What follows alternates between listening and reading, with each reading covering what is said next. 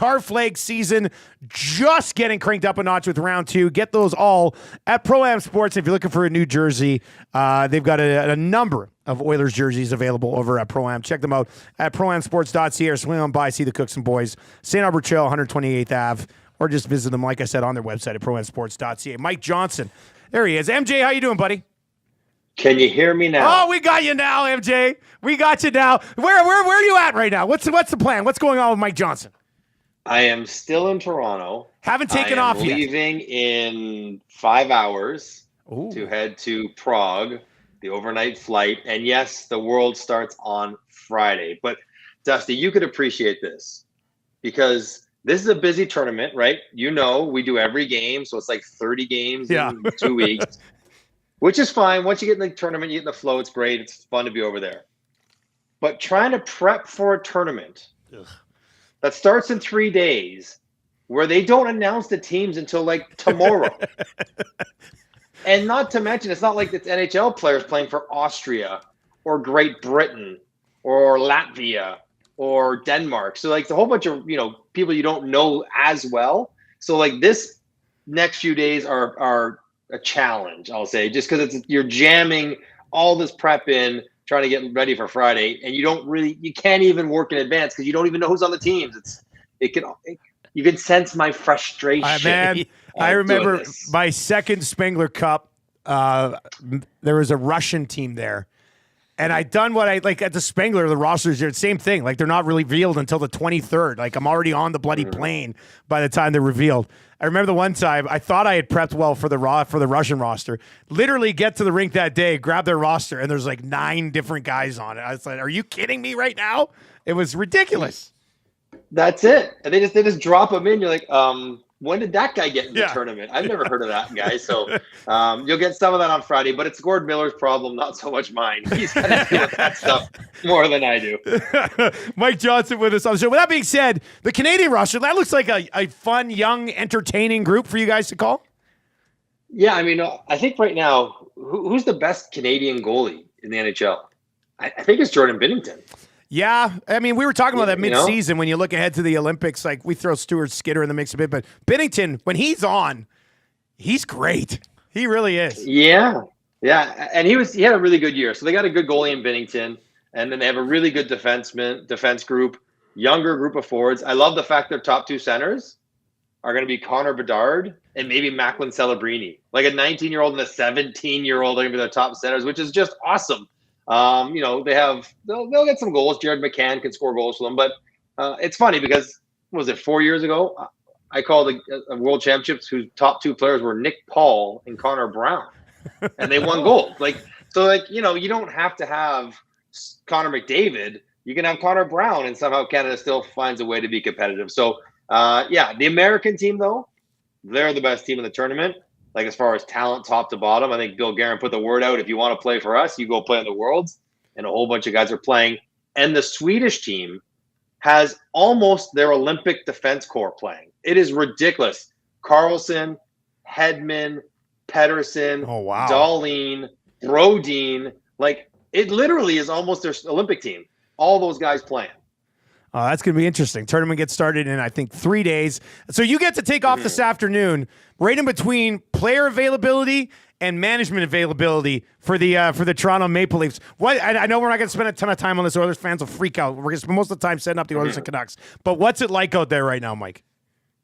It is chaos. It is all chaos completely. There seems to be an appetite for change, almost an expectation of change. The fact that they go out of sequence. First, it's like Monday availability, Tuesday management.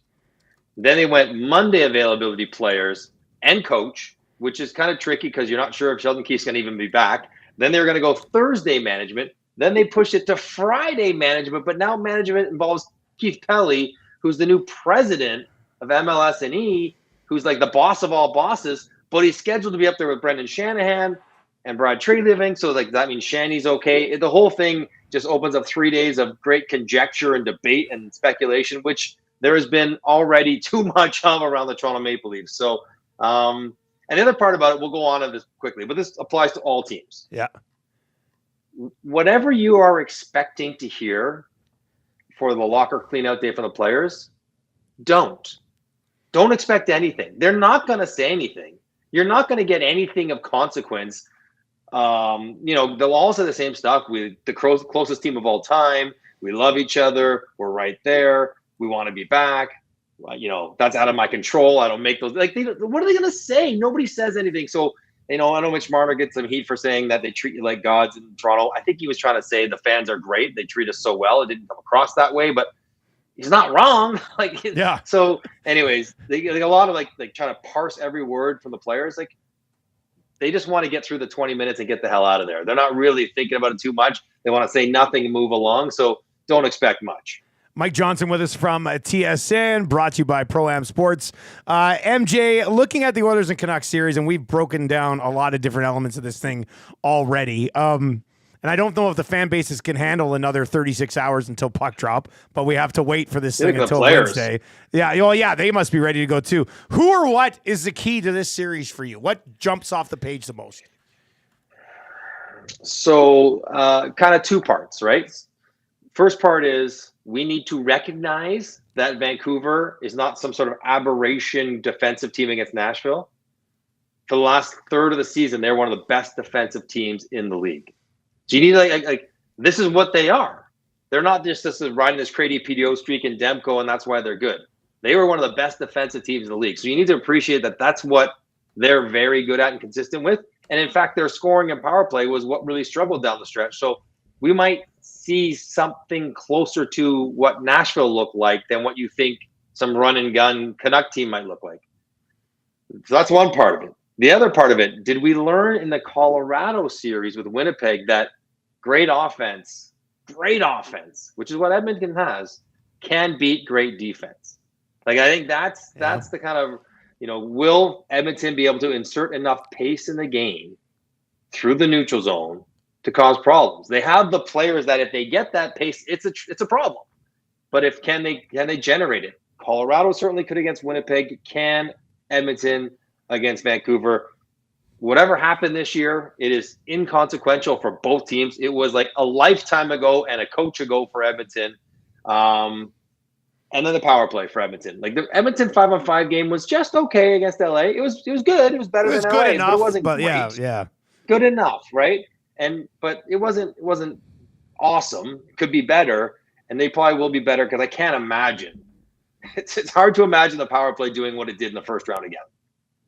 Mike, Stuart Skinner, obviously the guy here in Edmonton moving forward. The Canucks showcasing three of their goaltenders through the opening round. Of course, the Thatcher Demko injury, we all know about that, to Smith. But can you tell us a little bit about Artur Silovs right here? He's been in some pressure cooker moments, albeit for a 23-year-old. But what are Oilers fans and the Oilers going to have to watch for from him? And could he become some sort of a X-factor bubbling beneath the surface right now?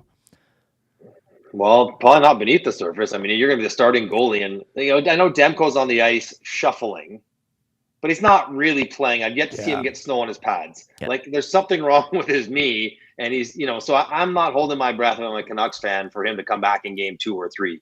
So Shilovs is going to be the guy. I saw him at his sort of coming out party at the Worlds where he played for Latvia, and you're like, who's Artur Shilovs? He's property of the Canucks. You never heard of him, never seen him play, and technically, he's like a lot of the other goalies. He plays this pretty similar style. But I guess what was impressive is that now this is a big stage, right? Second round playoffs. Vancouver is a passionate market, a lot on the line. I still think it will pale by comparison to what he was doing last year with Latvia. That was for the country. There was 85% of the country tuned in for the bronze medal game. And he was incredible. So I guess the one thing I would have learned about him is that the stage or the moment probably won't be too much for him. He may get scored on because Edmonton's good, but I don't think he's going to be terrible because he's nervous or he's sort of he's kind of in awe of the spotlight. That doesn't seem to be the way he's wired. And clearly, Rick Tocchet, the coach of the Canucks, who would know these guys better than anyone, has something in Shilovs that he likes. He's just you know what? He very quickly has turned the page on Casey DeSmith. I think Shilovs will be the guy going until Demko gets back, if Demko gets back. So expect him to be as good as he is, and Edmonton won't get too many breaks because there'll be bad goals going past them. One of the first things that Dreg said yesterday when we had him on to talk about the series was he thinks that there's going to be a lot of hate between these two clubs early in the series. Do you see this becoming a nasty one early on, and do you think that benefits one side or the other? I mean, every series sort of becomes nasty, right? Like that's the nature of them. That's why they're fun to do. But I guess because they haven't played in a long time, both against each other and for Edmonton, like they haven't played period in a long time. Like, yeah, it might take a moment or two to sort of ratchet up that emotion and that dislike for each other. Eventually, yes. Do I expect JT Miller and Evander Kane and Nikita Zadorov and those guys to get after each other? Absolutely. I talked to Evander yesterday, and I asked him, like, before a series, do you sort of set your sights on somebody? Like, okay, I'm going to target in an appropriate manner, not target to take his head off, but like, make life difficult. A Quinn Hughes. Can I get under JT Miller's skin? Can I get after Pettersson? Like, do you sort of like know in advance who you might spend more time with? And he's like, well, I got an idea. I'm not going to tell you what I'm doing, but I got an idea. So, like, I think the players that are specifically wired to be that physical, that intense, that style of play will get after it early. But, I mean, I don't see the Oilers as a brutally physical team. Like, they're physical as they need to be. They're physical as they can be. But, like, on defense, I guess Desharnais, hits people and Ekholm can bump around. Like, but they don't have that sort of personality. Like, I expect Zadorov to be running around, Cole to be running around. JT Miller can try it, whatever. But it'll get there, but it doesn't strike me as something that'll be coming out of the gate super vicious, buckle up. Hey, before I let you go, one more. Are you leaning Dallas or are you leaning Colorado? And what should just be a phenomenal series on the other side here?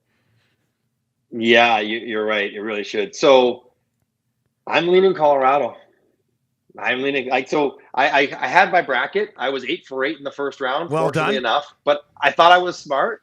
And then I'm like, oh, that was apparently every betting favorite won. So I'm not smart at all. I went chalk, which is brutal. I'm like, I almost feel dumber for having done that. But in my bracket in the second round, I have Colorado again. And I think Georgiev is going to be a big part of that. Like, if he can somehow, be good enough. Because, again, Colorado, God, they're good players. Are like McKinnon and Makar are they're McDavid and Draisaitl-esque in the playoffs. Like, it's amazing. I sit here in Toronto and watch Austin Matthews, who's going to he might be nominated for 4 awards this year. 4. Like, and he can't find space in the playoffs. And then I watch McKinnon and Makar against a great defensive team in Winnipeg, just slice and dice. And I wonder if they won't do the same for Dallas. Just maybe on better goaltending. But I think Colorado, long 6 or 7, should be a good series. But McKinnon and Makar, like, they're the 2 best players in the series by a pretty good margin. And that puts Colorado in a good spot. MJ, as always, buddy, we appreciate it. Safe travels today, and we'll try to catch up from the tournament next week sometime. I will be delighted to talk to you from Prague. I'll work on my Czech and my Pilsners. See you later, buddy. There you go. That is Mike Johnson, brought to you by Pro-Am Sports. If you're looking for a new jersey for the playoffs or you're looking for a car flag, good news, they sell lots of both of them at Pro-Am Sports.